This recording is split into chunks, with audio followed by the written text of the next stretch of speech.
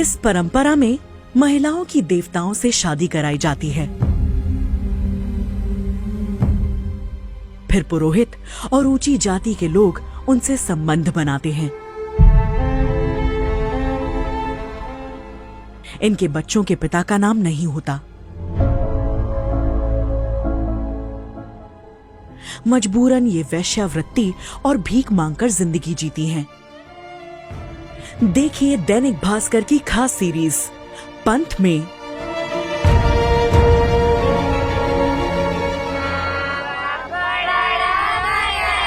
एक ऐसी परंपरा जहां धर्म के नाम पर बच्चियों को मंदिर में दान कर देवदासी बनाया जाता है। देवदासी प्रथा भले ही गैर कानूनी है, लेकिन दक्षिण भारत के कई राज्यों में आज भी ये प्रथा जारी है। हम बेंगलुरु से 400 किलोमीटर दूर उत्तरी कर्नाटक के जिला कोपल के उक्करकेरी गांव पहुँचे, जिसे देवदासियों का गांव भी कहा जाता है। देवदासी प्रथा यानी कि दर्द और पीड़ा की जीती जागती कहानियां, उस श्रापित समुदाय की जिंदा लाशें जिन्हें सरकार भुला चुकी है। मणिमाला यानी मंगलसूत्र, हाथ में हरे रंग की चूड़ियां, चांदी के पतले कड़े और पडलिगी यानी बांस की टोकरी इनकी पहचान है। देवदासियों का जिक्र पुराणों में मिलता है। चोल वंश और गुप्त काल में भी देवदासी की प्रथा थी। 6ठी शताब्दी में शुरू हुई इस प्रथा ने 9वीं-10वीं शताब्दी तक भारत में अपनी जड़ जमा ली थी। योनसांग अल-बरूनी, अरब यात्री अबू जैद अल हसन जैसे विदेश यात्रियों ने अपने लेखों में देवदासियों का जिक्र किया है। शुरुआती दौर में देवदासियां मंदिर की देखभाल और गर्भगृह के बाहर बने मंडपों में नृत्य करती थीं। आगे चलकर ये प्रथा वेश्यावृत्ति में बदल गई।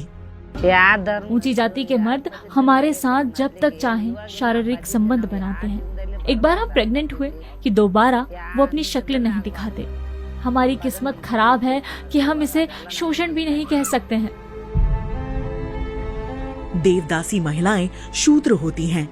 ऊंची जाति के लोग संकट आने का डर बताकर दलित परिवार की लड़कियों को देवदासी बनाते रहे हैं। मैं और मेरी बेटी दोनों ही देवदासी हैं। इसकी दिमागी हालत ठीक नहीं है। इसके साथ कौन रहेगा? इसलिए मेरी बेटी देवदासी बना दी गई। कम से कम भीख मांगकर जिंदगी तो जी सकेगी। देवदासियों के बच्चों को पिता का नाम नहीं मिलता। ये केवल अपनी माँ के सहारे जिंदगी काटते हैं। बाप ये कौन बोलता? हमको नहीं देखने को नहीं है। किन बाप बोलते? ये हमारे बाप नहीं बोलना चाहिए, नहीं ले। देवदासी बनने की कोई उम्र तय नहीं होती है। देवदासी बनने के लिए कुछ रीति रिवाज निभाए जाते हैं। मंदिर में सबसे पहले काला कंबल बिछाकर लकड़ी पर बैठाया जाता है। फिर साड़ी, कंगन और चूड़ी पहनाई जाती है। उनके चारों तरफ बांस की टोकरी यानी पडलगी रखी जाती है। फिर 5 देवदासियां हुदो हुदो मंत्र का जाप करते हुए माथे पर आड़ा सिंदूर लगाकर मणिमाला यानी मंगलसूत्र पहनाती हैं, जिसके बाद 5 घरों से भीख मांगकर लानी होती है। इसके बाद वो देवदासी बन जाती है। देश भर में देवदासियों को कई नामों से पुकारा जाता है, जैसे उड़ीसा में महारी यानी महान नारी, कर्नाटक में राजा दासी जोग थी, महाराष्ट्र में मुरली और भाविन।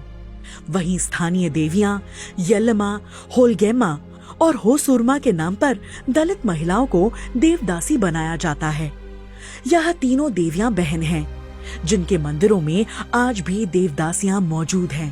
तो इनका कहना है बसम्मा का कि ये अभी 3 साल पहले देवदासी बनी है। तो बसम्मा की जो बात है वो सरकार के दावों की पूरी तरह से पोल खोल रही है। कर्नाटक सरकार ने 1982 में इस प्रथा पर रोक लगा दी थी, लेकिन आज भी कर्नाटक में लगभग 70,000 से ज्यादा देवदासियां मौजूद हैं। और सरकार से इनको खाली 1500 रुपया पेंशन मिलती है। आजकल 1500 रुपया में इनके गुजारा चलना बहुत मुश्किल है। और इनका जो लड़के लोग हैं इनको अलग से ही देखते हैं। इनकी बहुत कठिन परिस्थिति में ये जीवन चला रहे हैं।